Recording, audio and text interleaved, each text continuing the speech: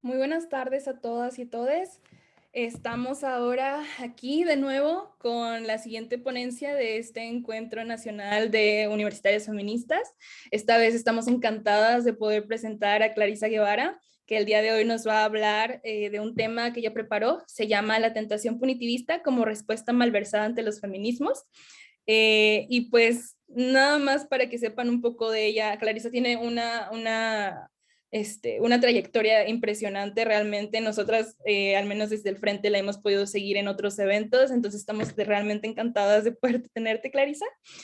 Un poco de ella es que se ha desempeñado en los cargos como coordinadora de atención integral a la mujer y coordinadora técnica en el Instituto Municipal de la Mujer de Guadalupe, en la Jefatura de Evaluación y Monitoreo del Instituto Estatal de las Mujeres de Nuevo León, donde actualmente se encuentra colaborando desde la capacitación y formación jurídica con perspectiva de género a elementos de Secretaría de Seguridad Pública, Fuerza Civil y las corporaciones policiales municipales del Estado de Nuevo León. Como les comentaba, ella el día de hoy nos va a compartir sobre el tema que es la tentación punitivista como respuesta malversada ante los feminismos. Y pues, Clarisa, te doy el espacio. Muchas gracias por estar aquí. Al contrario, muchas gracias a ustedes por, bueno, los esfuerzos que han hecho para lograr el evento, por también la suma de voces que han acompañado a las ponencias que han tenido. Y bueno, sin hacer más preámbulo, vamos a iniciar con esta plática. Vamos a estar aquí compartiendo con todas y todos ustedes aproximadamente de 40 a 45 minutos. El formato que voy a utilizar es ponencia, entonces, pues bueno, la metodología será expositiva participativa, ¿no? Todo el tiempo, o sea, y más expositiva de mi parte. Al final dejaremos este espacio de preguntas, comentarios adicionales que se vayan pues integrando al chat de esta conversación. Y bueno, eso solo para el encuadre del propio diálogo. Primero me gustaría con ustedes iniciar diciendo que es para mí muy importante reconocer el privilegio de la voz, el privilegio de la palabra. No todas las personas tenemos la oportunidad de poder compartir y compartir incluso de esta forma con ustedes, así que pues muchas gracias. Por otro lado, también me gustaría, bueno, hacer ver que para mí es muy importante o es también un gran logro que este tipo de conversaciones que han estado encapsuladas en diferentes espacios ya se estén abordando también en los encuentros feministas, ¿no? Sobre todo en los encuentros de mujeres jóvenes feministas. Y ahorita lo voy a explicar por qué. Porque al fin y al cabo, esta tentación punitivista, que es el tema de esta ponencia, es la herramienta que hemos estado utilizando en las demandas, allá afuera en las marchas, acá en el mundo virtual, en el espectro virtual, por parte de las víctimas de algún evento por violencia de razón de género, y es esta herramienta que tiene que ver con la sanción, que tiene que ver con el castigo, que tiene que ver con exigir incluso aumento de penas, aumento de años de cárceles para los agresores.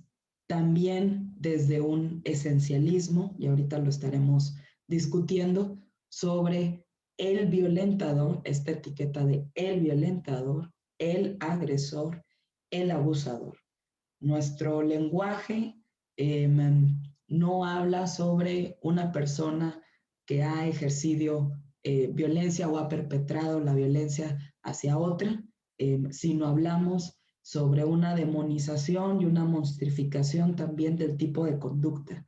Y esto es importante señalarlo desde este inicio, porque toda la reflexión que vamos a estar haciendo en estos 40 minutos tiene que ver precisamente con replantearnos las lógicas en cómo exigimos esa aspiración de justicia de las víctimas, tanto quienes son acompañantes de las víctimas como también quienes están involucradas en los movimientos de resistencia o en posiciones de liderazgo.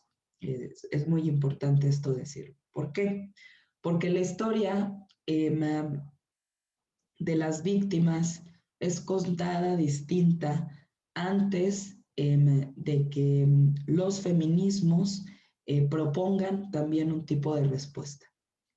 Y vamos a ir parte por parte. Primero, decir o explicar por acá con ustedes es que la tentación punitivista es una respuesta malversada frente a los feminismos, porque apoyarnos discursivamente en el punitivismo tiene que ver con la lógica de la sanción, con la lógica del castigo. Y ese punitivismo, al menos aquí en el Estado mexicano, como en muchos de los otros países de América Latina y el Caribe, pues es cubierto con un telón, prácticamente es un telón bajo el estatuto de la autoridad como tal. Y todavía se le puede arropar la impunidad, ¿no?, que hay por parte de las mismas autoridades que ejercen la herramienta punitiva. A ver, iniciemos por lo primero, que es la definición del aparato estatal. La definición básica de gobierno, territorio, población, es una definición que vamos a dejar a un lado para esta conversación. La definición del Estado o sobre el Estado, salud, tiene que ver con una definición en donde autores como Foucault ya nos mencionaban que el Estado es este organismo o este ente que concentra el uso de la actividad o de la fuerza física legítima. Y quienes tienen legitimado por el artículo 21 constitucional ese uso de la fuerza física legítima son las policías, los ministerios públicos, las fiscalías. Si pensamos en estos actores estratégicos que les acabo de mencionar, son actores que tienen que ver con el acceso a la justicia para las propias víctimas, ¿no? Entonces, cuando hablamos de punitivismo, le podemos poner cara a quiénes son estos entes, estos órganos que ejercen la herramienta punitiva.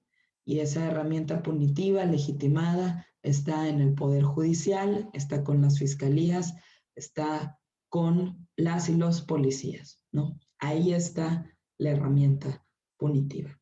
¿Y por qué decimos desde el feminismo antipunitivista que el punitivismo es una respuesta malversada para los feminismos? Es porque me parece que el no integrar la perspectiva de género precisamente hace que la respuesta para el acompañamiento hacia las víctimas sea una respuesta punitiva. Es decir, ¿qué es lo primero que se nos recomienda hacer? Denunciar. ¿A poco no? Eso es, o sea, denuncia, denuncia, ¿no?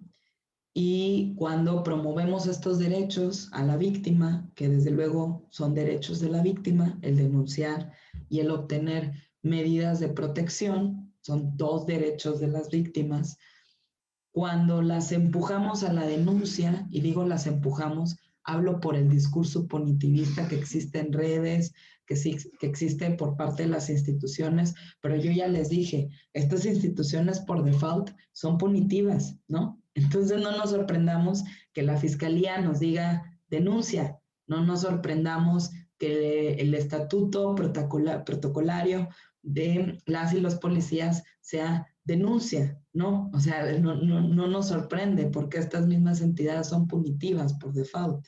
Sin embargo, hemos empezado a adoptar la lógica punitiva para el acompañamiento con las víctimas desde otros ámbitos, es decir, no solo los institucionales, sino también desde el ámbito social, desde el ámbito educativo, desde el ámbito familiar, el consejo, la recomendación de promoción de derechos primera para la víctima es denunciar, ¿no? Y entonces lo que sucede con la denuncia es, bueno, que existe por una parte, por un lado, esta idea de que si denunciamos vamos a obtener justicia, ¿no? Pareciera ser que esa es la lógica. Sin embargo, el sistema de justicia contempla otro tipo de herramientas también y otras vías que podemos utilizar sin que la propia víctima se encuentre dentro de un proceso penal como tal, porque cuando hablamos de una denuncia, hablamos del proceso penal. Cuando hablamos de una demanda, hablamos del proceso civil. ¿Qué, ¿Qué quiero decir con esto? ¿No? Que cuando hablamos de, a primera instancia, ¿no? Cuando hablamos de dolor, de indignación, de hartazgo, que son los sentimientos al menos que están presentes en estas demandas de eficacia. Cuando digo demandas es en el sentido no del instrumento con el que se denuncia ante las autoridades por la vía civil, sino, o por la que se demanda realmente, sino estas demandas lo que están solicitando las víctimas, es decir, cuáles son estas demandas de satisfacción, estas demandas de necesidades, estas demandas de aspiración de justicia que tienen la víctima o que tienen las víctimas para que el sistema de justicia las cumpla o para que otros sistemas que no necesariamente tienen que ver con el sistema de justicia le otorguen precisamente a la víctima esta reparación del daño. Fíjense cómo ya empiezo a hablar de reparación del daño como un tema de responsabilidades.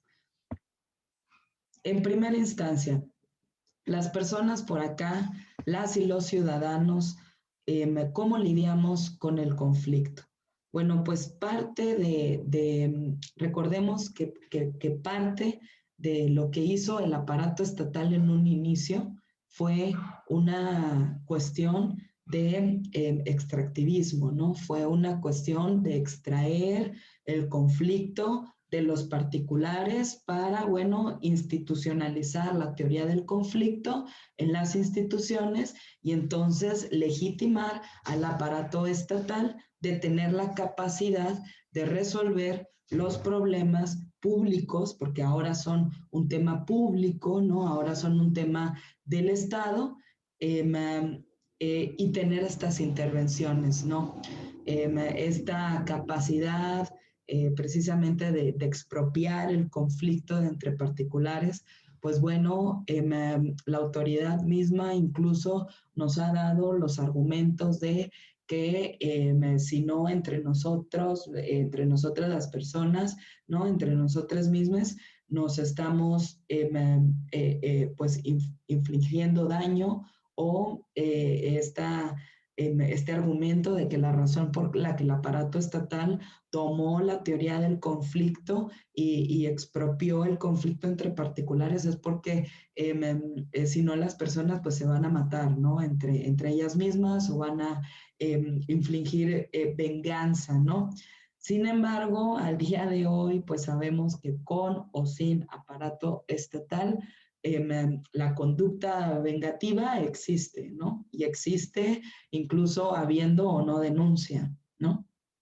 Entonces, pues bueno, aparte de legitimar el castigo, esta sanción que da el Estado cuando hay una conducta de incumplimiento a una normativa que el propio Estado ha dado, pues legitima entonces el monopolio del castigo en el Poder Judicial, es decir, únicamente las fiscalías van a tener la capacidad de sancionar, la capacidad también del Poder Judicial de imponer una resolución que sanciona, que castiga, y entonces también tenemos a los elementos policiales que van a ser los únicos que van a tener esta capacidad de procesar, ¿no? También como primeros respondientes, procesar también para un castigo, para una sanción.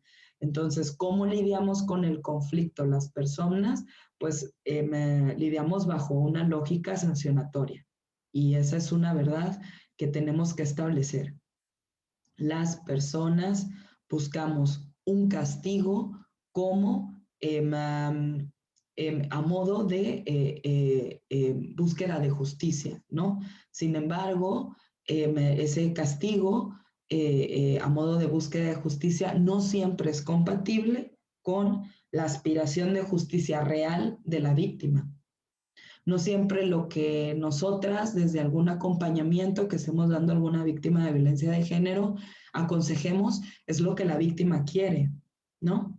Y por eso decimos también dentro de los feminismos que la experiencia individual no es la misma que la colectiva, precisamente por eso, porque también necesitamos entender que pues la función no es una a una. ¿Y a qué me refiero con que la función no es una a una? Quiere decir que la función no es entre particulares. El ensañamiento no es el señalamiento tan duro que se hace a las personas protagonistas de la historia, porque por una parte vamos a demonizar y a monstrificar a la persona que realizó el ejercicio de violencia como el violentador, el abusador, el agresor y hasta qué punto también hay límites para los castigos, ¿no? Hasta qué punto esa persona puede dejar de ser el violentador, el abusador, el agresor, hasta qué punto también desde los feminismos promovemos una reeducación y políticas que tienen que ver con teoría del cambio para estas personas que han tenido un ejercicio de la violencia, ¿no? Por una parte. Y por el otro, también cuáles son los estereotipos de género de la buena chica que se tienen para la víctima, ¿no? Porque entonces también con la víctima me pareciera ser que le ponemos el feministómetro o un tipo de sanción o castigo cuando ella decide volver a tener relación con su agresor o con su abusador, porque si no la tachamos de tonta, la tachamos de traidora, ¿no? Y entonces, otra vez, la revictimizamos, porque, ay, pobrecita, pareciera ser que no se da cuenta de lo que está viviendo. Y al contrario, la mujer se da cuenta, la mujer sabe perfectamente qué es lo que está pasando, pero es decisión de ella y con base a su propia inteligencia, el camino que ella también quiere seguir. Entonces, bueno, por primera parte, la función no es uno a uno. La función es hago con base a las características que tiene ese conflicto, ¿no? Eso es lo que tenemos que ver por acá. Porque, como bien lo dice Amoros, parte de este lema de lo personal es político, tiene que ver con pasar de la anécdota a la categoría política, ¿no? Pasar de lo que me sucedió a mí a lo que la institución tiene que establecer como una ruta crítica para que otras personas ya no vuelvan a pasar lo que a mí me sucedió, ¿no? Entonces, pues bueno, tenemos por una parte que reconocer que el conflicto tiene sí o sí una pedagogía del miedo, una pedagogía de la crueldad, una pedagogía que impone terror, ¿no? Y esto es algo que ya Rita Laura Segato nos lo ha mencionado, también Eugenio Raúl Zaffaroni cuando nos habla de las cárceles como campos de concentración, ¿no? Por una parte, y por eso lo menciono, de no siempre el consejo teórico, ¿no? De los feminismos es la aspiración de justicia de las víctimas. Porque en mi experiencia trabajando con víctimas desde las instituciones, en la mayoría de los casos, en la mayoría, no todos, hay excepciones, en la mayoría de los casos, lo que piden las víctimas es vivir tranquilas, por una parte, y por otro lado, que el otro, o sea, la persona que perpetró violencia hacia ellas, se haga cargo de lo que hizo o se haga cargo de una serie de responsabilidades, que es entonces cuando podemos hablar de una reparación del daño, ¿no? Incluso también podemos hablar de reparación del daño cuando hablamos del acompañamiento que tuvo la víctima, cuando hablamos del cumplimiento de aspiraciones de justicia que tuvo ella, ¿no? ¿Cuántas respuestas entonces de tipo punitivo están conectando con esa aspiración de justicia de la víctima? Y pues ahí podemos ver que son muy pocas, son muy pocas. Realmente las víctimas en la primera instancia no están solicitando respuestas de carácter punitivo, sobre todo porque la persona que ha perpetrado violencia es una persona que comparte una relación afectiva con ella, o una relación socioerótica con ella, o una relación social con ella, ¿no? Esta es una idea, ¿no? Incluso de pensar estos modelos de compensación, de reparación del daño, como los modelos más importantes, más que el propio ensañamiento con los victimarios y la desatención que luego se procede con las víctimas, ¿no? Hay un uso excesivo, incluso un abuso de la propia fuerza policial, de los propios ministerios públicos que se ensañan duramente con los victimarios y no con todos los victimarios, porque también ahí hay cierta impunidad selectiva, ¿no? Esta impunidad selectiva que, bueno, únicamente toma a ciertos victimarios para el ojo judicial, y usualmente esos victimarios tienen que ver con los estratos sociales más bajos, o incluso esos victimarios tienen que ver con personas que también tienen un abuso de sustancias. No hay una impunidad selectiva contra quienes ensañan este aparato judicial. Entonces, cuando empezamos a afinar el oído, podemos observar que esas necesidades que las víctimas, sobre todo víctimas mujeres, reclaman, es muy heterogénea. Cuando digo que es muy heterogénea, me refiero entonces a una variedad y diversidad de posiciones de los reclamos de justicia de las víctimas. Entonces tenemos que pensar en la diversidad de respuestas también que tienen las víctimas con un modelo de solución. Es decir, no todas van a querer denunciar, no todas van a querer optar por tener medidas de protección. Habrá quienes únicamente quieren que se les coloque en otro salón, habrá quienes quieren que pues a ese profesor se le destituya o a esa otra persona,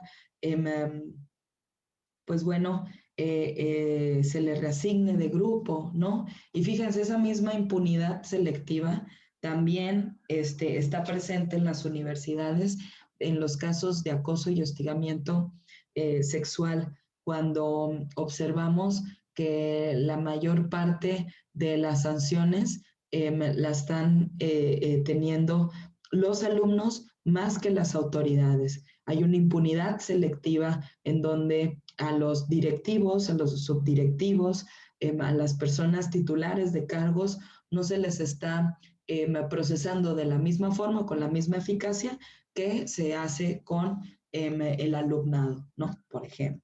Entonces, pues bueno, vamos a continuar. Aquí, quien tenemos en pantalla, a quien podemos observar en pantalla es a Audre Lorde. Ella es, bueno, pues fue una activista, sobre todo que en los años 80 tuvo mucha preponderancia en el tema, ¿no? Al ser una mujer afrodescendiente, lesbiana, y ella tiene esta frase muy conocida que es por los feminismos, que es: las herramientas del amo nunca desmontarán la casa del amo. Y mientras las feministas sigamos utilizando herramientas punitivas, el patriarcado no se va a caer, porque punitivo y patriarcado son funcionales el uno al otro, ¿no? Ejemplo, ¿por qué existe esta respuesta inmediata de acompañar o señalarle a la víctima que denuncie, que abra un ejercicio de la acción penal, cuando el propio aparato de justicia penal es un aparato que revictimiza, en el que las mujeres se enfrentan a procesos indagatorios en donde las hacen sentir todavía más vulnerables, y que ni siquiera del todo ofrece respuestas inmediatas a las necesidades que las mujeres están buscando. ¿Y a qué me refiero a respuestas inmediatas?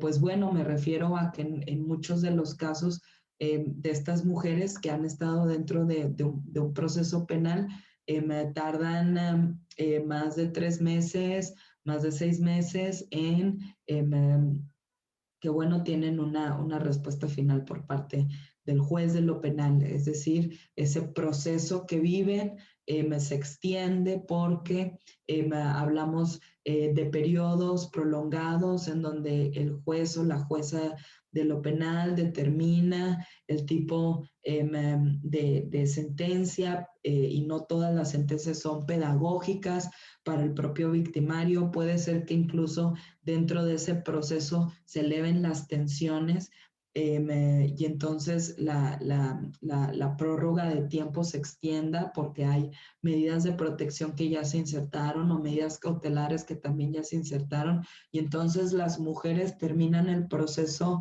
penal desgastadas, cansadas, o incluso ni siquiera lo terminan y prefieren otorgar una suspensión condicional al proceso. Perdón. Miren, este es el proceso penal acusatorio, para que ustedes lo vean, lo conozcan, vean las etapas por las que está compuesto. Fíjense, a partir de aquí, déjenme utilizar aquí un marcador rojo. Y voy a hacer la línea un poco más grande. A partir de aquí, este punto. A ver.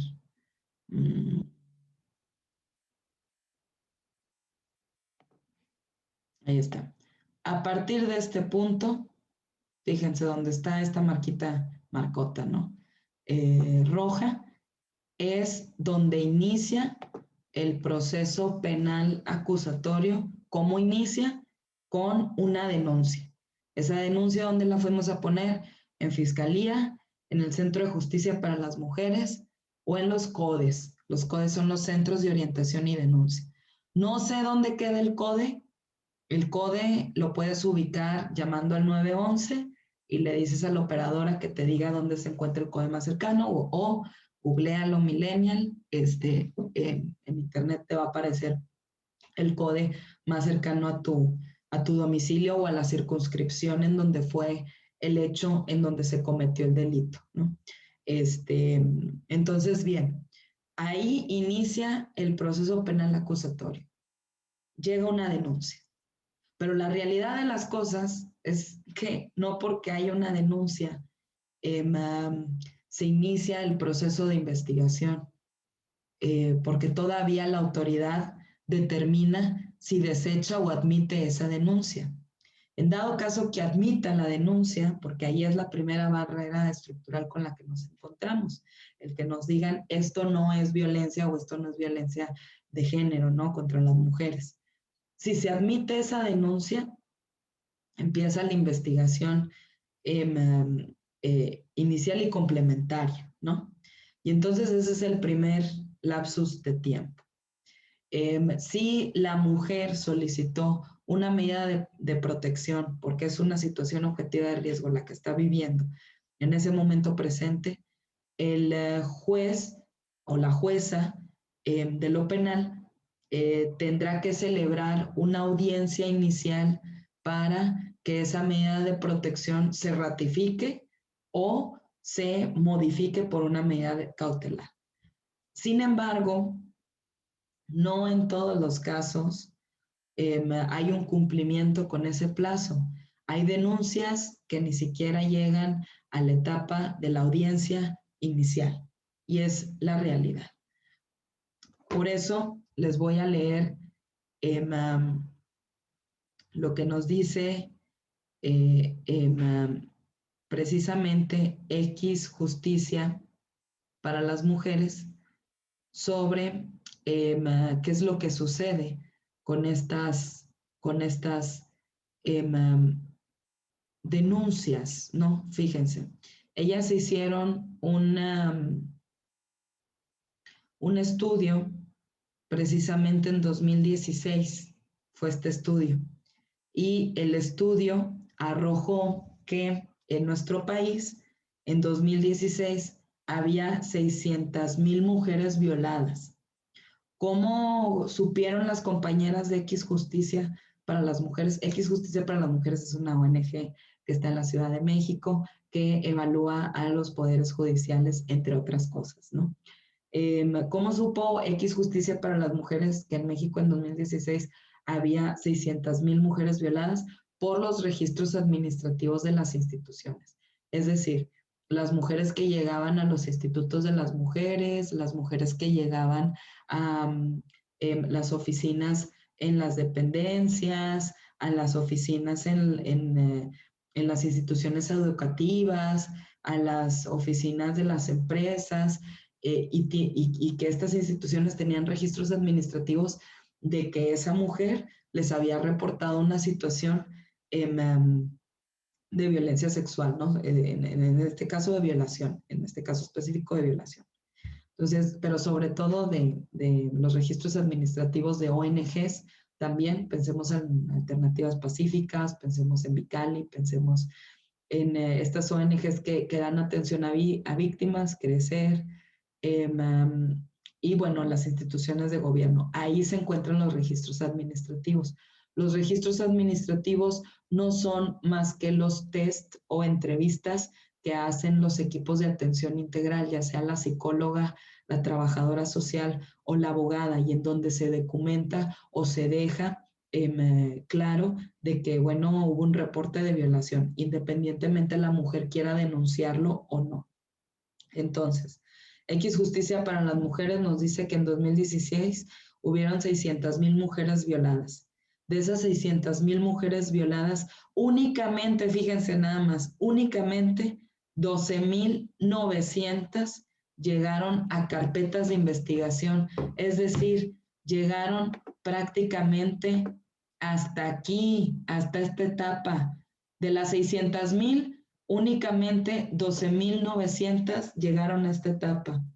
Es decir, solo 2 de cada 6 violaciones se están denunciando y solo 2 de cada 1,000 reciben una sentencia.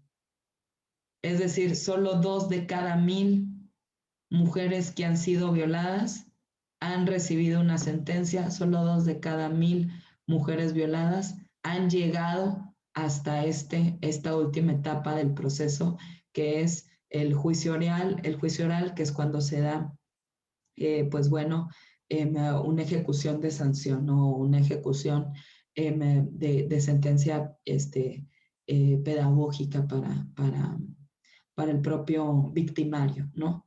El lenguaje, respetando los derechos humanos de estas dos personas, va así. Aquí, antes de la denuncia, antes de que se admita la denuncia, la víctima se le conoce como posible víctima y al victimario se le conoce como presunto victimario o presunto agresor. Antes de que se admita la denuncia, aquí justamente el lenguaje para ellos dos es posible víctima y presunto victimario. Después de la etapa de investigación, cuando ya hubo una investigación, el lenguaje para ella, bueno, en este caso para las mujeres víctimas, es como víctima ya, y al agresor, a la persona que ha perpetrado la agresión, ya se le da calidad de imputado. Justamente aquí. A partir de este momento, en esta segunda etapa, al presunto ya se le conoce como imputado. Y entonces, en esta etapa intermedia, el imputado va formulando su acusación, va formulando la presentación de pruebas para que en el juicio oral se haga esta ventilación, este desahogo de pruebas y pues bueno, ya haya una sanción establecida por parte de la autoridad. Pero ustedes ya vieron las cifras.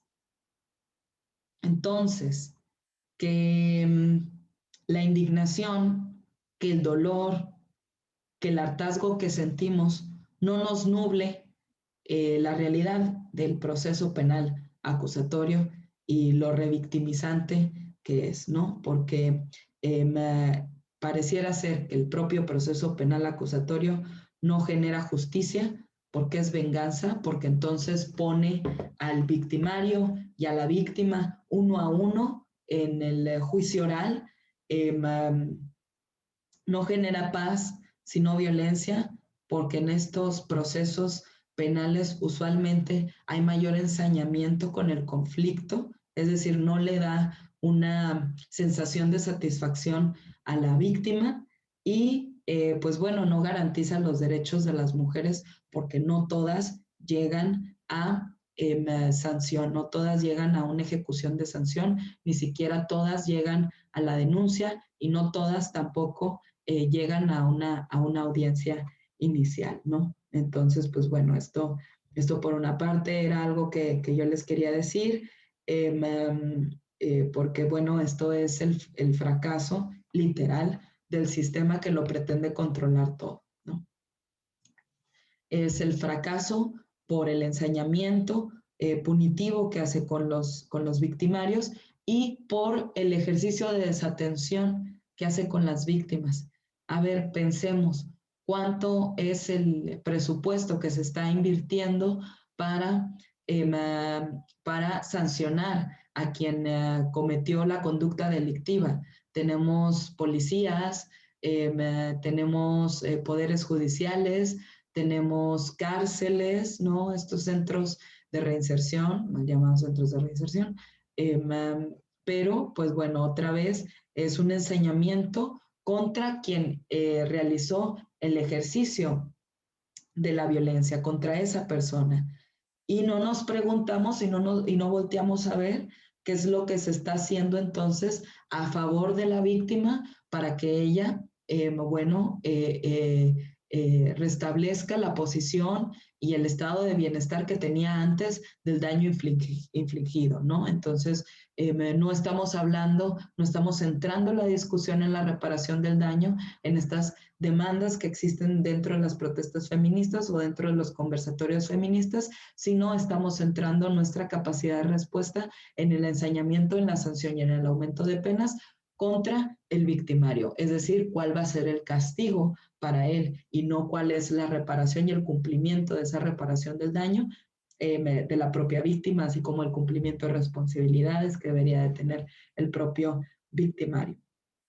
La discusión, por lo tanto, se está concentrando en las condiciones del perfil del victimario y no tanto en las condiciones territoriales de estos dos sujetos, es decir, qué servicios y qué intervenciones positivas tenían alrededor, ¿no?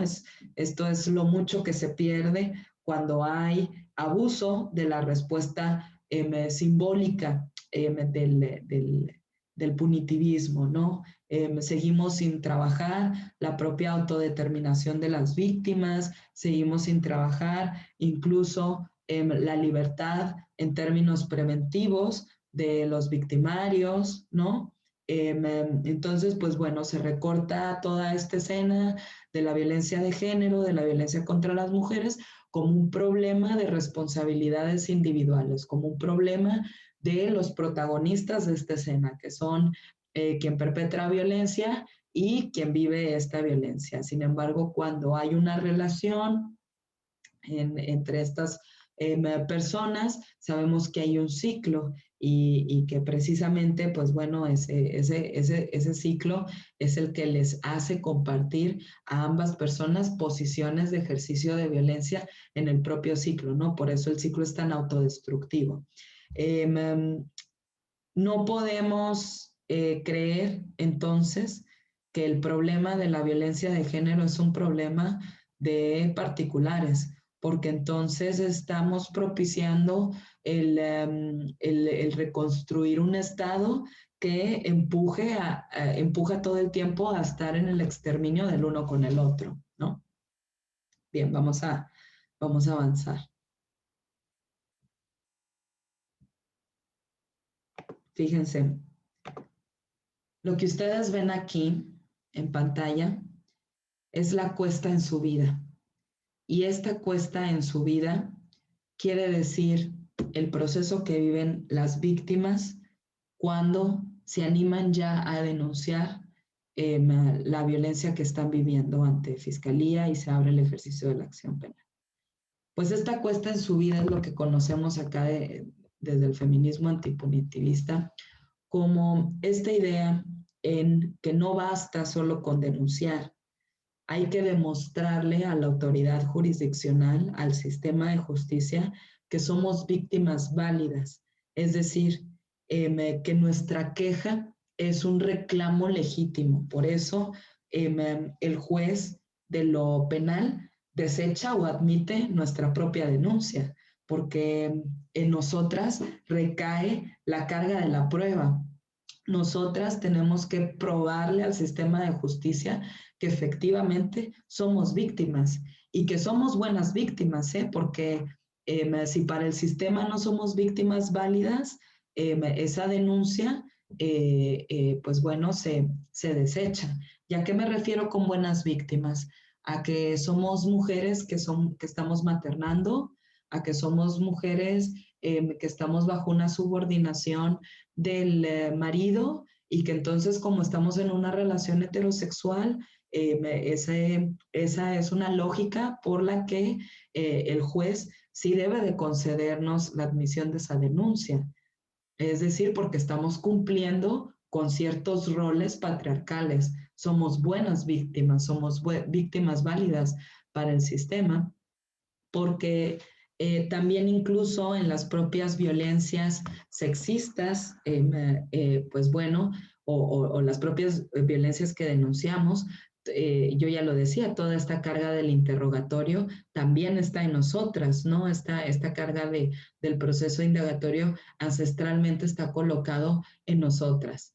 ¿Qué hiciste para evitarlo? ¿Por qué no te fuiste? ¿Por qué seguías ahí? ¿Por qué entonces ahora lo quieres denunciar? Si todo el tiempo estuviste con él, con ella, ahora ¿por qué? ¿Cuál es la razón o qué te motivó a hacerlo? ¿No? Eso es un proceso indagatorio por el que pasan las víctimas en esta cuesta en su vida y pues aquí podemos mencionar entonces pues cuánta adherencia existe al rol y a las exigencias de la buena chica, ¿no? Por eso les recomiendo el libro, léanlo. A las niñas buenas no les pasa nada malo, que es de Esther Madrid, y relata precisamente esta herencia del estereotipo que se nos es exigida en el reclamo de nuestra queja, ¿no? Porque entonces hay un reclamo hacia el sistema de justicia de que nos debe de proteger porque estamos en una situación objetiva de riesgo y lo que el sistema de justicia hace es una devolución. Y esa devolución que nos da el sistema de justicia como respuesta es un juicio para la víctima. Y por eso la víctima tiene que pasar por todo un juicio para consentir la conducta violenta que ha vivido. Y también ahí yo les recomendaría que leyeran el libro de López Peiro, ¿Por qué volvías cada verano?, donde podemos ver otra vez este proceso indagatorio, este proceso de justicia, ¿no? Que tiene que ver con el consentir preguntas, como qué hicimos para evitarlo, por qué no nos fuimos, por qué nos quedamos, por qué regresamos, por qué estuvimos ahí. Y esa intervención en los sistemas de justicia va a estar siempre, aunque sea mucho el esfuerzo por transversalizar la perspectiva de género, tenemos que aceptar que son las personas quienes están realizando estas preguntas y las personas están influidas por toda una época, ¿no? Una época que motiva a hacer ese tipo de preguntas. Y bueno, justo ahí es donde el propio sistema reconoce entonces a la violencia que están narrando las víctimas como un asunto de lo público y no un asunto personal. Y aquí es cuando viene la impunidad selectiva, porque pues bueno, ustedes saben que lesionar a una persona por daño físico ya es un delito penado desde el siglo pasado. La diferencia es que en la violencia de género esto se aísla y se disminuye entonces, pareciera ser que la propia gravedad, ¿no? O sea, el infligir daño, sea hacia una mujer o hacia un hombre, es un acto penado. ¿Qué pasa entonces con el propio sistema de justicia penal? Que cuando se trata de un caso de violencia de género en donde se ha infligido un daño físico, pareciera ser que se aísla y se disminuye su gravedad. Ah, no, es que es una relación entre cónyuges, este es el tipo de dinámicas que por estrés pueden darse y eso es normal, ¿no? Es lo que parte del sistema de justicia penal hace. Entonces, pues bueno, hay que lograr identificar ante todo que no porque el Estado esté interviniendo, quiere decir que la aspiración de justicia de la víctima se va a cumplir, porque entonces, ¿qué es lo que se le va a exigir a la víctima? Lo que se le va a exigir a la víctima por parte del sistema de justicia penal es uno, primero sostener la denuncia, ¿no? Porque entonces si no es una cómplice. y cuando una decide aceptar la disculpa o el perdón en el propio proceso penal acusatorio, la crítica social es que esa mujer entonces es una traidora, ¿no? Pero no logramos identificar dentro de los feminismos la aceptación de una relación como respuesta válida. Es decir, que esa mujer está concediendo el perdón porque existe una relación, porque es el padre de las infancias que ella tiene, porque es incluso porque es su propio padre, ¿no? Y eso es parte también de las reflexiones que tenemos que traer pues a la propia agenda. Esta puerta giratoria es la que nos dice sobre los trámites, porque ahora pareciera ser que todo es protocolo, ¿no? Y ahorita lo pongo con unas imágenes, ¿no? Porque precisamente comprender la propia racionalidad de la denuncia y la forma en la que se van construyendo estas respuestas punitivas quiere decir que para el propio sistema de justicia penal, el atender los casos de violencia de género o violencia contra las mujeres desde lo punitivo es como una puerta giratoria. Entran y salen trámites, ¿no? Y para el sistema de justicia penal eso es un mero trámite. ¿Qué implica entonces, compañeras y compañeros, la apelación a la justicia bajo un argumento del aumento de las penas?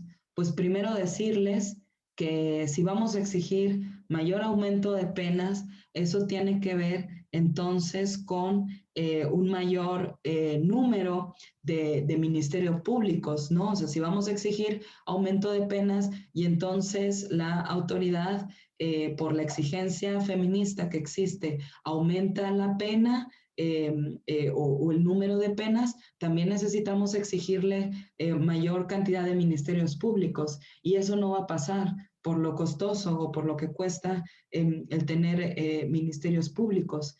¿Y por qué entonces celebramos las sentencias que imponen decenas de años de prisión a los agresores cuando sabemos incluso que las cárceles pues son centros de formación de delincuentes?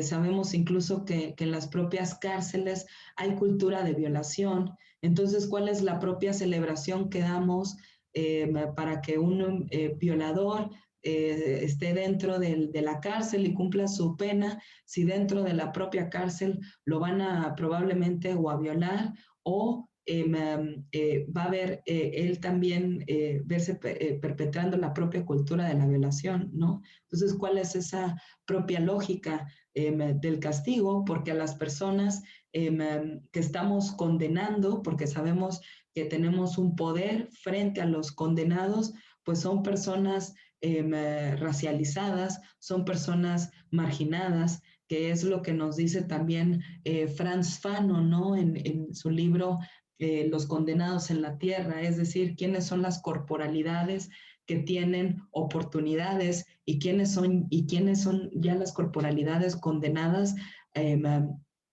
a estar dentro de estos sistemas de encarcelamiento, ¿no? Porque pensemos entonces quiénes son los hombres que van a tener, los hombres agresores, ¿no? Los hombres victimarios, o como las mujeres victimarias que van a tener acceso a servicios de reeducación o que van a tener incluso acceso a la contratación de un buen abogado, ¿no? O a pagar por una propia sanción administrativa, ¿no? Entonces, pensemos qué es lo que estamos reclamando por allá, porque cómo puede ser que confiemos tanto en la cárcel si cuando nos dicen que alguien puede salir, nos aterramos. Es porque reconocemos entonces lo que la herramienta es. Y la verdad es que la herramienta es lo que la herramienta es, no una herramienta punitiva, una herramienta de castigo, una herramienta que sanciona y que no repara el daño que tuvo la víctima. Y es una analogía que yo hago porque creo que a veces estas consignas que utilizamos en las marchas son muy utópicas, incluso estas consignas que utilizamos las propias instituciones. A mí me parece que esto es parte como de un tráfico instrumental, ¿no? De ciertas herramientas. Esto de los espacios libres de violencia es una utopía, ¿no? Y pareciera ser que se lo sacaron de los espacios libres de humo. A ver, la violencia no es como el humo, ¿no? La violencia no es una cosa que puedas quitar y se va. La violencia toma asiento en los espacios habitados, en las relaciones con las personas. La violencia, incluso por Foucault, se analiza desde esta parte microscópica, molecular, en donde se explica a la violencia como una agitación molecular en constantes redes de tensión, y así es como también nosotras podemos ver al propio ciclo de la violencia, ¿no? Esta idea, entonces, de que si hay ausencia de violencia, vamos a poder tener paz, ¿no? Y eso es a lo que se le conoce como a la paz negativa, la ausencia de violencia. Eso es irreal, es utópico, por eso no se trabaja con la paz negativa, se trabaja como la paz positiva, la paz que reconoce que siempre van a existir comportamientos y conductas de violencia porque vivimos en un mundo en donde hay una profunda desigualdad y por lo tanto relaciones asimétricas de poder, y lo que se requiere en esta construcción de paz positiva, al contrario, son de intervenciones, ¿no? Pero esas intervenciones no todas tienen que ser con protocolos, porque miren, yo que trabajo con policías, con fuerzas policiales, con primeros respondientes, con elementos de seguridad. El espacio en donde más me encuentro con protocolos es ahí, con los militares y con los policías, pero oh, sorpresa, que también el otro espacio en donde me encuentro con la exigencia de tener protocolos y protocolos y protocolos es con los feminismos, ¿no? Entonces, comencemos a pensar de dónde vienen también las herramientas que estamos promoviendo. Estas herramientas también como los registros de los agresores sexuales, por eso les pongo este post que hacía X Justicia para las Mujeres, porque pues evaluaban si estos registros de agresores realmente reparaban algo o apoyaban al propio proceso de reparación del daño, y en la mayoría de los casos no. O sea, este registro público de agresores que se institucionalizó en la Ciudad de México, pues fue una herramienta de escracheo que ya veíamos en las redes sociales, pero seguimos enseñándonos con los victimarios y dejamos desatendidas a las víctimas en cuanto a su reparación del daño y en cuanto a si ellas querían públicamente denunciarlo o no, porque también desde el feminismo antipunitivista nos replanteamos la problematización de la denuncia pública, es decir, lo problemático que puede ser para algunas mujeres el denunciar a sus agresores en las redes sociales, sobre todo cuando ya al día de hoy hemos visto cómo al no contar con asesoría legal, únicamente más que el acompañamiento de las amigas y la efervescencia que se puede sentir, estas víctimas luego eran citadas por conciliación para firmar un perdón porque ya tenían pues una demanda de difamación, ¿no? Como tal. Y eso es lo que sucede. Existen también guiones de victimización que han estado anulando la complicidad, es decir, pareciera ser que nos posicionamos desde un espectro dicotómico en donde sí, yo soy la víctima, la persona con la que me compartí, la persona de quien recibí la violencia, lo desconozco, lo monstrifico, lo deshumanizo y entonces no acepto que yo también he sido cómplice del propio ciclo de la violencia, y no cómplice como tal de haber ejercido violencia, pero también cómplice de aceptar las violencias y ejercer violencia para mí misma, ¿no? Porque al aceptar esa violencia, al yo no irme, también soy cómplice de ese propio ciclo, también soy cómplice de ese silencio, ¿no? Y pues bueno, que bueno, tratan también de demonizar todos los perfiles. Ahora, algo que tenemos que señalar es que todos los casos son diferentes, por eso en todos los casos se requiere un acompañamiento individual y un tratamiento para el caso en concreto. No podemos ahora sí que globalizar a la violencia y decir toda la violencia merece una justicia penal, porque habrá violencias de primer y de segundo nivel que se pueden trabajar con el derecho civil, con los derechos humanos, desde el garantismo, con las medidas de prevención, ¿no? Y esta exigencia a veces que hacemos para que los agresores reciban estas condenas perpetuas en la cárcel, pues es también poner dentro de la propia discusión que en cualquier democracia o dictadura en las cárceles hay tortura y recuperar precisamente esta noción de proporcionalidad quiere decir que la sanción debe de ser proporcional al daño que ha sufrido la víctima y la reparación del daño no siempre tiene que ver con un tema de cárcel o con un tema de dinero. No siempre las víctimas piden indemnizaciones pecuniarias de dinero. Hay relatos de víctimas que piden disculpas públicas, que piden cambios administrativos, que piden acompañamiento terapéutico, que piden asesoría legal, y así es como se va configurando la propia reparación del daño.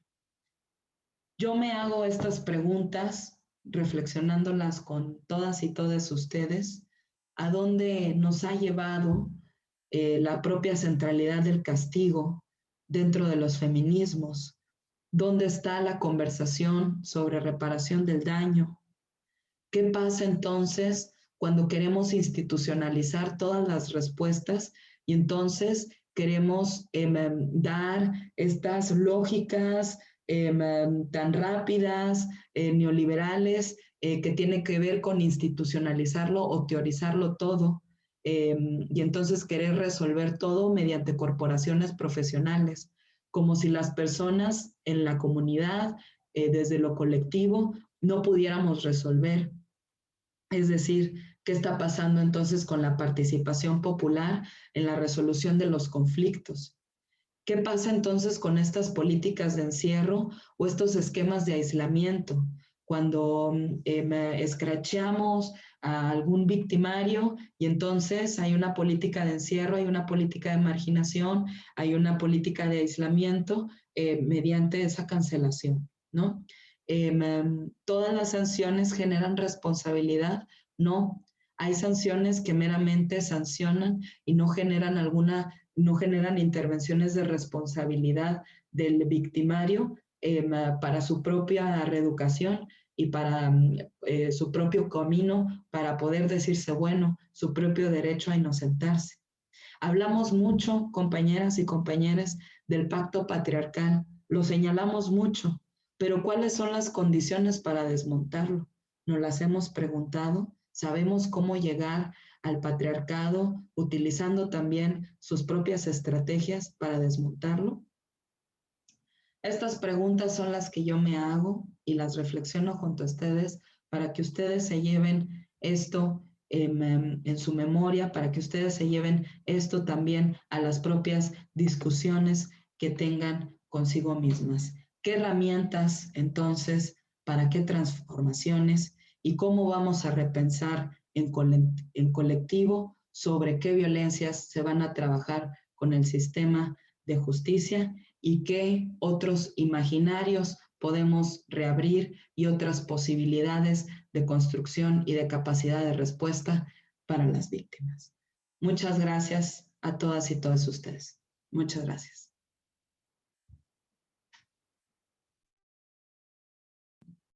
Muchas gracias, Clarisa. Gracias por tu ponencia. La verdad, nos hizo reflexionar mucho desde todas partes. Y justamente estaba leyendo los comentarios de Facebook. Voy a empezar con eso.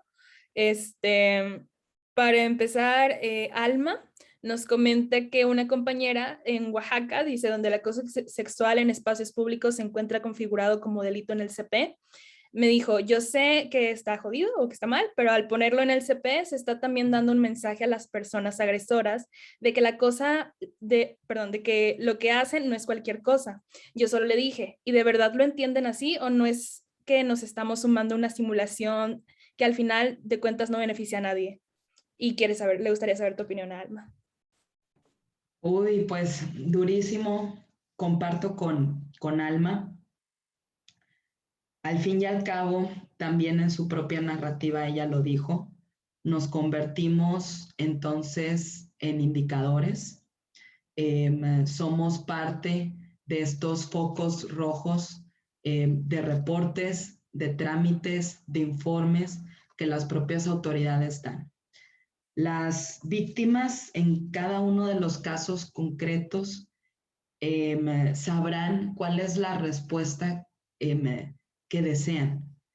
Sin embargo, quienes ya estamos involucradas en estos trabajos de acompañamiento, tenemos que hacerles saber a las víctimas que no nada más existe la respuesta penal como una alternativa para la reparación del daño o para el restablecimiento de las condiciones de bienestar de ella, porque tenemos que hacerles saber precisamente a lo que se va a enfrentar y si entonces está preparada emocionalmente, cuenta con una red de apoyo que en estos 3 meses o en esto o más de lo que dure el propio proceso penal va a estar con ella, porque entonces no se vale que únicamente la acompañemos para que tenga la valía de denunciar y después no le demos seguimiento a esa víctima, ¿no? Sí. Muchas gracias. Tenemos también otra pregunta. Nos quedan otras dos preguntas y también me gustaría agregar un comentario sobre lo que comentaste también de las universidades, que creo que nos podría servir mucho. Pero bueno, Magnolia mientras pregunta, ¿cómo reenfocar nuestra prioridad después de una agresión en reparación del daño y no en punitivismo? Excelente, muy bien. Pues bueno, miren, a veces desconocemos tanto los servicios o los principios de actuación o el propio procedimiento que tienen que seguir las instituciones para devolver ese escenario de bienestar o esas condiciones o restablecer esas condiciones para la víctima después de un daño. Esa reparación del daño la podemos exigir, yo les decía, miren, podemos exigirla desde la vía civil, por ejemplo, un caso de un papá con conductas violentas hacia una hija. Voy a utilizar ese ejemplo. Porque es un ejemplo muy común y que ya nos hemos encontrado con él. Clary, no quiero denunciar a mi papá porque me voy a meter en este lío, tengo miedo que me deje de apoyar económicamente, tengo miedo de que me saque de la escuela, ¿no? Pero las conductas que él está teniendo conmigo no las puedo permitir, ¿no? Desde la vía civil podríamos solicitar una orden de protección, en donde esa orden de protección, miren, las órdenes de protección duran de 3 días a 30 días y son prorrogables con el tiempo hasta los 30 días. Al menos con una orden de protección hay aquí en Nuevo León, bueno, hay de 3 tipos, de emergencia, preventivas y de naturaleza civil o familiar. En una orden de protección se le pueden, por ejemplo, una de las acciones, se le pueden embargar los bienes al papá victimario para que conceda una pensión alimenticia a la víctima por el daño que le ha infligido, ¿no? Porque entonces ahora la víctima, pues bueno, ya no ni siquiera puede ir a su casa, la casa en donde se encontraba con su mamá, eso es una medida, o lo pueden a él con una orden de protección, lo pueden a él imposibilitar de que se acerque al domicilio, aunque la casa sea propiedad de él, aunque en la casa él también viva por un tiempo,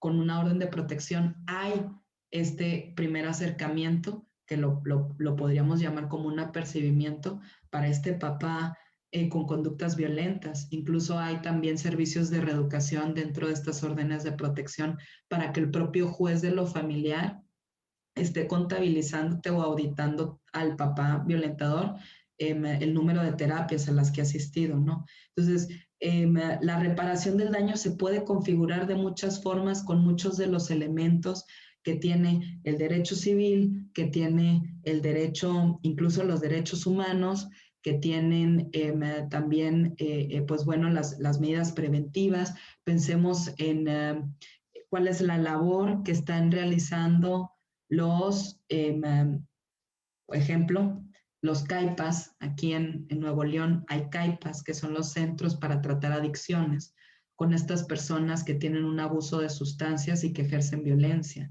Dentro de la reparación del daño de la víctima, eso puede estar, porque es una aspiración de justicia para ella. Si ella no lo quiere denunciar, si ella no quiere entrar a un proceso penal, pero si quiere sentirse segura, al menos de que esta persona, ejemplo, hermano que tiene un abuso de sustancias, pues y viven juntos porque son roomies, están estudiando en la misma universidad, en Ciudad Universitaria, y viven en San Nicolás los dos juntos, al menos, pues bueno, con una orden de protección o con medidas preventivas de otras instituciones, empezar a acreditar esa reparación del daño. En dado caso que la víctima desee iniciar un proceso penal, es muy importante entonces que le hagamos saber cuáles son las garantías constitucionales con las que ella cuenta para que el uso del derecho penal sea mínimo, para que dentro del proceso penal que ella esté viviendo no se tenga que involucrar con otras respuestas penales que, bueno, van a ser probablemente el caso más extensivo, más doloroso, etcétera, etcétera, ¿no? Entonces, la reparación del daño se va construyendo. Hay muchas maneras de reparar el daño. Hay reparaciones simbólicas, por ejemplo, las madres de víctimas de feminicidio, en algunos estados lo que han solicitado es la reparación del daño. Son varias acciones, no crean que nada más es una, pero una de las acciones que estas madres han solicitado es la puesta de un monumento, ¿no? La imposición de un monumento con la placa de el feminicidio de su hija, una disculpa pública por parte de las autoridades, así como la reparación del daño también de una mujer que ha vivido acoso o hostigamiento sexual por parte de docentes y no quiere entrar al proceso punitivo. Una reparación del daño son disculpas públicas, reasignación destitución del propio docente, que se conmemore un día, ¿no? Un día específico de el acoso, ¿no? Con base a este caso, ¿no? Que existe una política con el nombre de la víctima. Eso es lo que se ha hecho en otros países. Por ejemplo, en Brasil, el caso de María da Penha. María da Penha es una mujer que sufrió tentativa de feminicidio, es decir, que el esposo trató de asesinarla, pero no lo logró. Con base a su caso, se generó una ley con su nombre, Ley María da Penha. Podemos tener políticas internas dentro de la institución con nombres de las víctimas, podemos tener incluso acciones específicas. Este es el kit de herramientas conmemorando tal lucha. No, la reparación del daño es, no es enlistativa, es decir, no hay una lista como tal de cuáles pueden ser la reparación del daño. La reparación del daño tiene que ver con cómo hacer que la persona que fue víctima de un delito recupere entonces esta posición de bienestar. Pero ojo, para que haya reparación del daño, la autoridad sí o sí debe de conocer sobre la situación. Si no, no puede hacer, sino a quién le exigimos de reparación del daño, O sea, o es la autoridad de derechos humanos, o es la autoridad institucional, o es la autoridad penal, o es la autoridad civil, pero para que haya reparación del daño, la autoridad debe de conocer el reporte de la situación que le estamos haciendo saber, sino a quién le exigimos esa reparación del daño. Me encantó, muchísimas gracias, la verdad. Creo que también con esa respuesta me dejaste pensando y creo que a las que nos están escuchando también. Me voy a apresurar un poco con las preguntas porque tenemos otras dos para no robarte mucho tiempo. Una de ellas es, dice, ¿cuál es tu opinión o qué opinarías del posible desenlace en el juicio de Ainara hacia sus agresores? Y otra, para decírtelo de una vez, es ¿qué opinas de los centros de reeducación para hombres violentos? Híjole, uy, qué fuerte, porque el tema eh, es la impunidad. Otra vez, a ver, de lo que estábamos hablando, la impunidad selectiva. ¿Quién fue la enjuiciada? ¿Quién fue la amonestada? ¿Quién fue la señalada? La mujer, ¿no? Que en este caso, Justo, ¿no? ¿Qué pasó con el uso, el ensañamiento que hubo hacia ella? Pues viene también de una corriente de cancelación en las redes sociales, que la cancelación no es más que un castigo, porque sabemos que cuando cancelamos a alguien tenemos un poder frente a esa persona que está siendo condenada, ¿no? Entonces, por una parte, se utilizó, fíjense, se utilizó a la herramienta, al aparato de justicia penal para encuadrar en Justop el delito de pornografía, porque efectivamente cae dentro de los supuestos de la difusión de pornografía infantil. Sin embargo, esa misma herramienta utilizada también por las autoridades no tuvo la misma eficacia y la misma efectividad contra las personas que realizaron el equiparable de violación para la víctima, ¿no? En este caso, Enar. Entonces, pues bueno, aquí podemos ver otra vez cómo el escracheo pues tiene precisamente esta cualidad no punitiva. Es que, a ver, algo que me encanta siempre platicar en los espacios feministas en los que me toca estar es que, bueno, el escracheo no puede utilizarse amparándose en la empatía que tenemos con la causa, ¿no? O eligiendo que los scratches que hacemos nosotras o desde ciertos colectivos son diferentes a otros scratches, porque otra vez, entonces ahí está la parte de esta selectividad, ¿no? Que tenemos.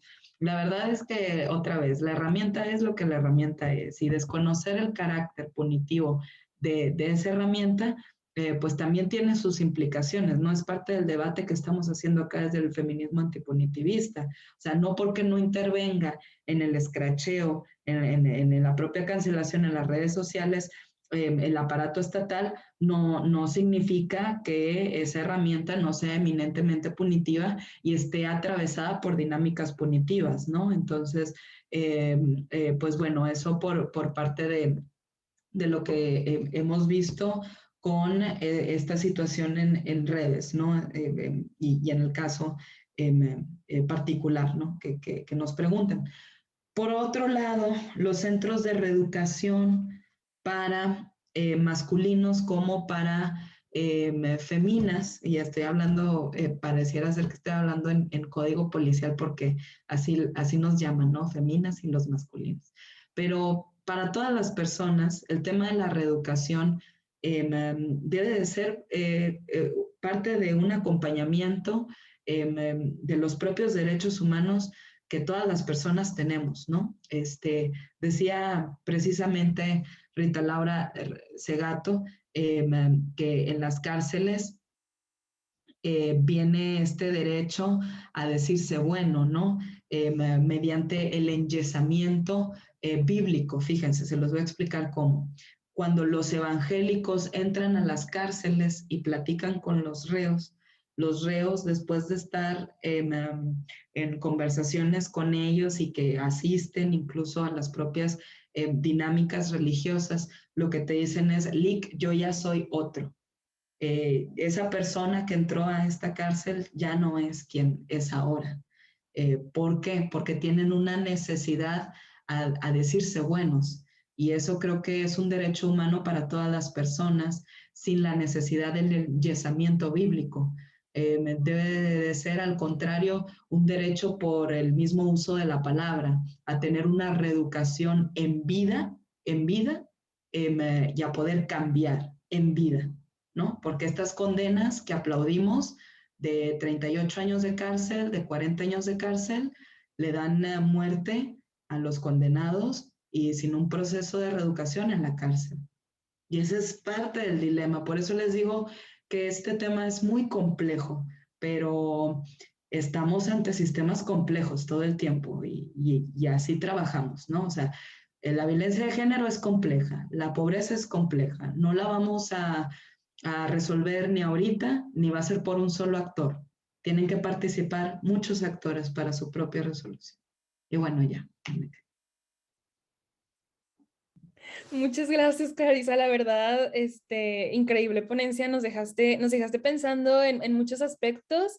Espero que también las personas que nos han estado siguiendo por la transmisión, también hayan podido recuperar estas partes. Igual, nada más, pues como avisos parroquiales finales, yo les comento que esta misma ponencia va a estar disponible pues en Facebook, ahí se va a quedar y también vamos a estarlas resubiendo a nuestro canal de YouTube por si gustan verlas ahí o si se les hace más fácil consultarlas ahí, bueno, ahí van a estar.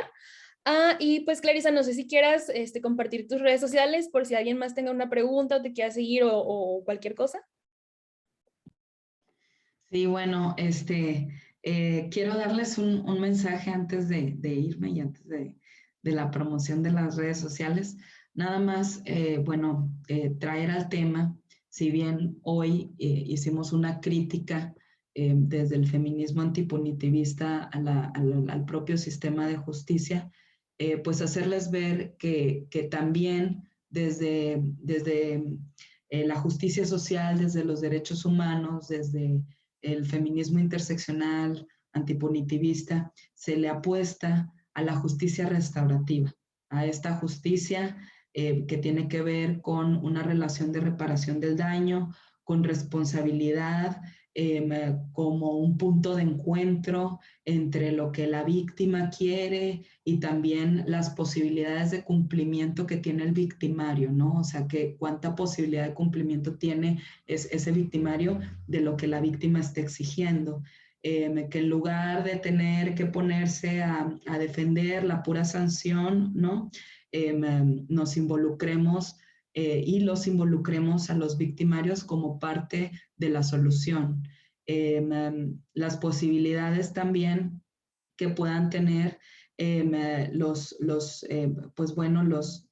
feminismos para poner a prueba nuestra capacidad de escucha, ¿no? Esto es muy importante porque como feministas a veces solo trabajamos con un modelo o un cierto modelo de víctima, ¿no? Que solo quiere castigo y que en general, cuando afinamos otra vez ese oído, entendemos que esa noción de aspiración de justicia es muy heterogénea y es muy diversa.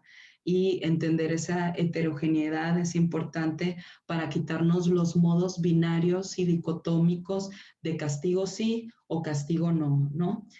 Pensar entonces en la diversidad de respuestas como parte de la solución, pensar incluso en nuevos modelos de intervención de justicia, de compensación, que bueno, pues nos abran a otros futuros.